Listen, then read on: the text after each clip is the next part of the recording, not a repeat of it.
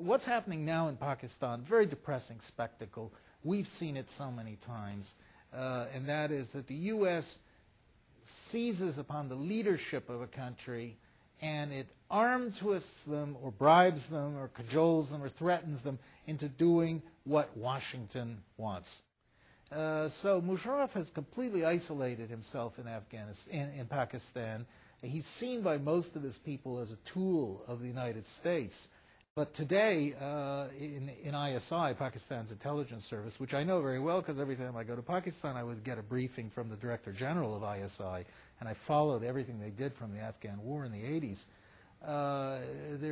Even though ISI has been repeatedly purged by Musharraf, that there's still within its ranks very strong sympathy for bin Laden. And I believe that if bin Laden is, in fact, in the tribal territories along the Afghan border, the reason he has not been caught is A, because all the people there love him and adore him, and secondly, because he's always been warned off and supported by the ISI. And, you know, that's a remarkable statement, considering there's a $25 million price on his head, and I'm sure the U.S. would pay quadruple that, particularly before an election, if they could get him. But that's a testimony to the loyalty in which people hold, the faith in which they hold bin Laden, if he's there. But in Pakistan, there's just growing anger against the United States. And this is dangerous because the U.S. was loved in Pakistan. I mean, Pakistan was the oldest and most faithful American ally. And the United States has turned against Pakistan. Certainly at the end of the Afghan war, when Pakistan was no longer needed, the U.S. threw it aside like a piece of garbage. So there's resentment in Pakistan, and it is dangerous. Pakistan does have a nuclear arsenal. They have about 40 nuclear weapons, which is under very tight ISI and Army control. But you know, things can happen. General Musharraf, or President Musharraf, as he styles himself, is one car bomb away from eternity. And if he goes, you could see a major change in Pakistan.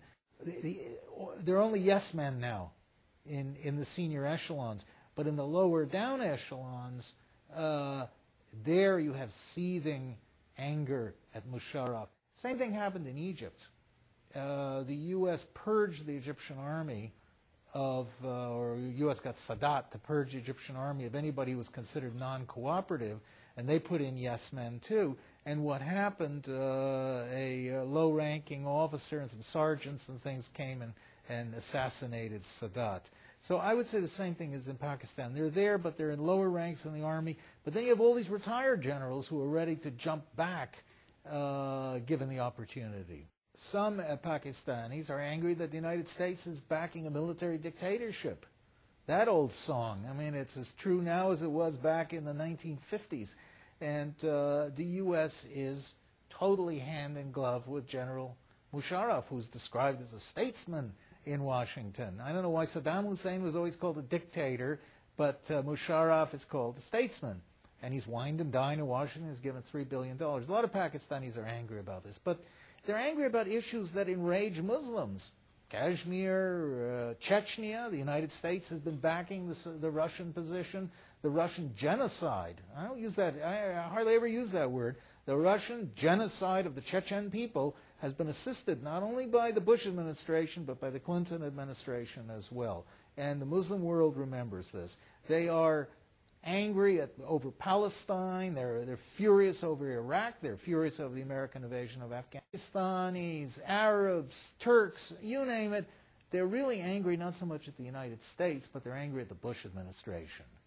Because President Bush and President Cheney and Vice President Bush, as I say, every week seem to go out of their way to antagonize the Muslim world and to do something to infuriate the Muslim world.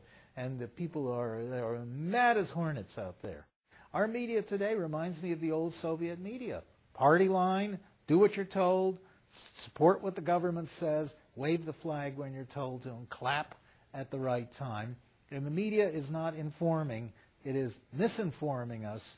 And I think that's a great tragedy because it threatens the democratic foundations of our country.